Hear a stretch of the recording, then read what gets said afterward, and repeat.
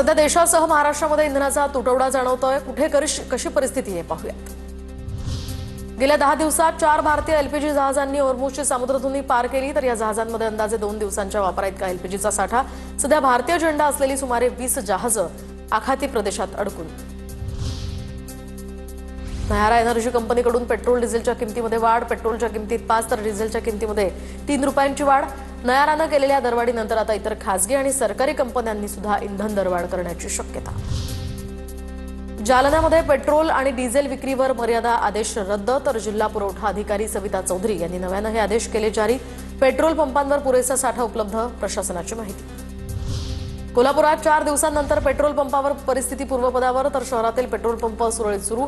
2 व्हीलरसाठी 200 आणि 4 व्हीलरसाठी 2000 रुपयांची मर्यादा कायम। निर्यात बंदीमुळे जळगावच्या चाळीसगावमधील केळी उत्पादक शेतकरी अडचणीत। केळीच्या उत्पादनाची वाढती आवक आणि दरात घसरण झाल्यानं शेतकरी संकटात। स्थानिक बाजारपेठांवर याचा ताण वाढला असून शेतकऱ्यांना उत्पादन खर्च सुद्धा वसूल करणं कठीण झालंय। छत्रपती संभाजीनगरमध्ये एलपीजी संपल्यानं रिक्षा चालकांचा रास्ता रोको। छत्रपती संभाजीनगर ते जालना या रस्त्यावरील चिकलठाणा परिसरात आंदोलन। अचानक झालेल्या रास्ता रोकोमुळे काही काळासाठी वाहतुकीवरही परिणाम।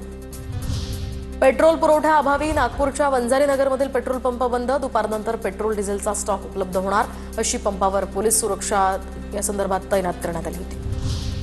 वडाळ्यातील पेट्रोल पंपांवर ग्राहकांची गर्दी। पेट्रोल संपेल अशी अफवा काहींनी पसरवल्यानं वाहन चालकांची पंपावर गर्दी, तर नागरिक अतिरिक्त पेट्रोल भरत असल्याची तक्रार पंप कर्मचारी करतात।